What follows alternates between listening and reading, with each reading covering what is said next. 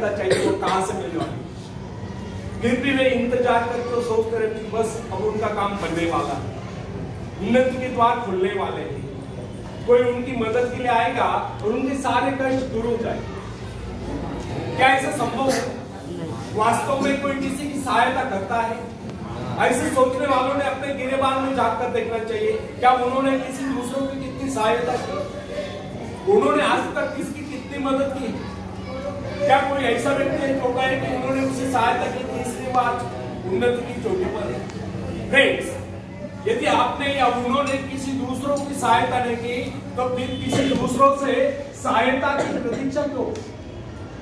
ऐसे लोग केवल अपने गुण के कारण ही आगे बढ़ने से रह जाते हैं।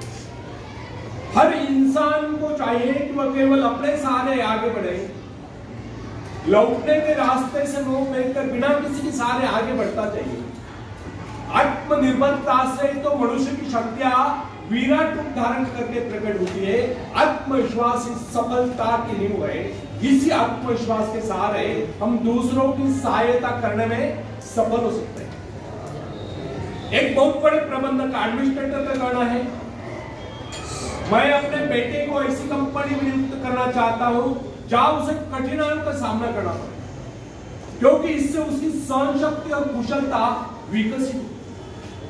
यदि मैं उसे अपने कंपनी में रखूंगा तो मेरे भरोसे बैठा रहेगा, हर निर्णय के लिए वो मेरा मुंह ताकता रहेगा, उसमें ठहरे हुए पानी की तरह सड़ान उत्पन्न होती है।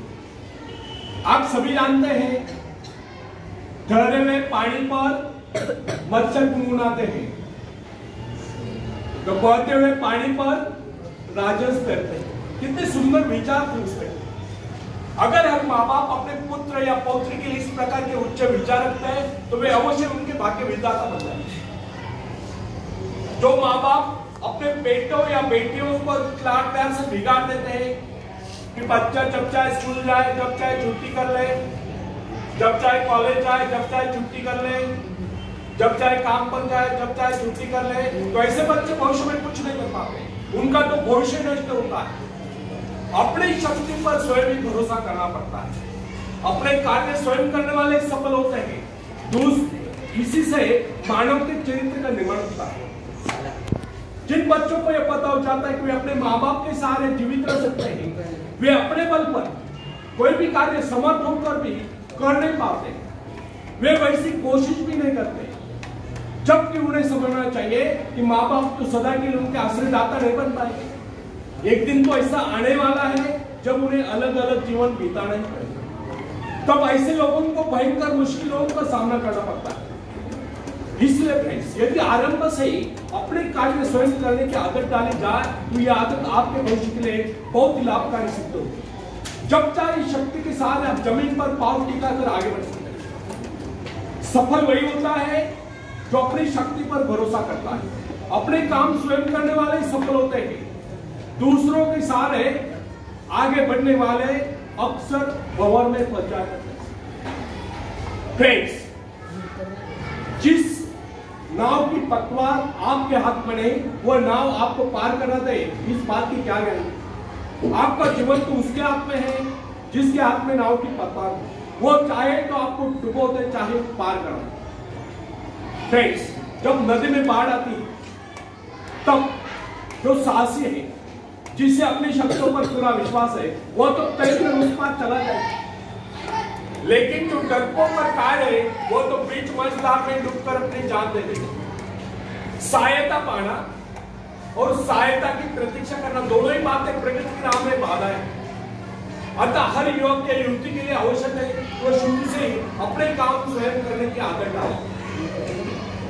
अपने माँ बाप आदि लोगों की शक्ति से विश्वास लड़ाकर केवल अपनी शक्ति के बल पर आगे बढ़ने की कोशिश करें।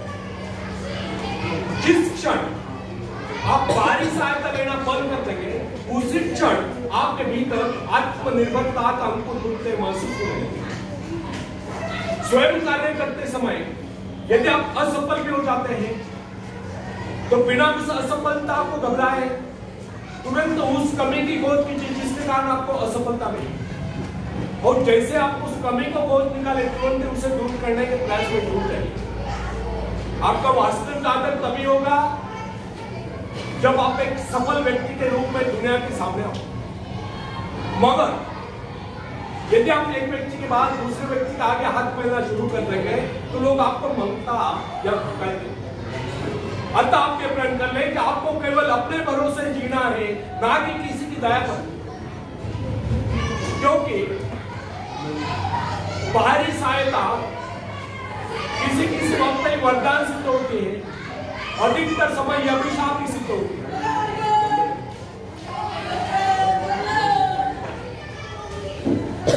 आपल्याला विश्वेल ना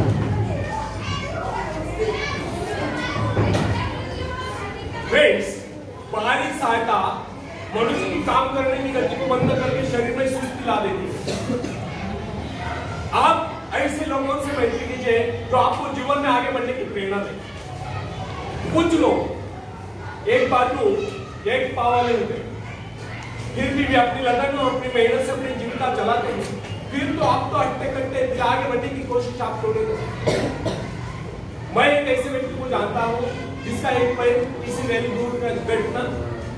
दुर्घटना में कट गया। उसने कभी किसी से भिक्षा नहीं मांगी, किसी दान लेना गवारा नहीं किया, यहाँ तक कि अपने बहन भाई का भी उसने कभी सहारा नहीं किया। उसने एक छोटा सा धंधा फुटपाथ पर आरंभ किया। शुरू में वो न्यूज़पेपर बेचता, 2 पैसे बचाकर उसने वजन तौलने की मशीन खरीदी, उस पर अपना पेट पाले। आज वही व्यक्ति उसी फुटपाथ के किनारे एक 9 मंजिला बिल्डिंग में न्यूज़पेपर स्टॉल लगाकर बैठा है, साथ में जेरोक्स सेंटर भी खोल रहा है। सुना है आजकल वो मोबाइल शॉपिंग भी चला रहा है। वो स्वाभिमानी, किसी से मदद लेना वो अपना अपमान समझता था। आज वही व्यक्ति उन लोगों को जिनके हाथ पैर सलामत थे, ऐसे परिवारजनों को पिलाता है, उनकी हर प्रकार की सहायता मदद करता है, तो इसमें किसी को हैरत न हो। आज वो दूसरों की सहायता करने को हो चुका है। वो उन लोगों के लिए प्रेरणास्थान है जो सर्वांग संपन्न होकर भी दूसरों से सहायता पाने की आशा रखते हैं। फ्रेंड्स, मैं केवल उस विकलांग की बात नहीं करता जिसे मैं जानता हूं। इस संसार में ऐसे बहुत से विकलांग लोग हैं जो अपनी हिम्मत से खून पिका रहे और अपने परिवार को भी पाल रहे। ऐसे स्वाभिमानी, मेहनती, आत्मविश्वासी और साहसी लोगों को अपनी जीविका चलाते देखकर हमें अपने विषय में सोचना चाहिए कि क्या हम पूर्णतः स्वस्थ हैं, साथ ही सभी अंगों से युक्त तथा शरीर से चुस्त मस्त होकर भी क्या हम अपने आप को समर्थ समझने का अधिकार रखते हैं? यदि हाँ, तो फिर किसी दूसरों से सहायता की प्रतीक्षा करें।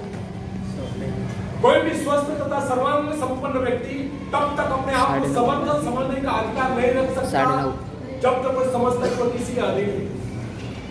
वास्तविक स्वतंत्रता एक ऐसा उपाय है जिससे मनुष्य की शक्ति दोगुनी जाती है। इस प्रकार की भावना अन्य किसी प्रकार से प्राप्त नहीं। फ्रेंड्स, जब कोई युवक या युवती अपने हिम्मत के सहारे किसी व्यापार में उतरता है तो उसके मन में एक श्रेष्ठ भावना अवश्य उत्पन्न होती है। यही भावना उसे प्रसन्नता प्रदान करती है। इससे पहले किसी के अधीन रहकर चाहे वो कितना ही बड़ा कारोबार क्यों कर चुका, परंतु उसे स्वतंत्रता से अपने आत्मविश्वास के साथ, एहसास के साथ काम करने में एक नए आनंद का एहसास होता है।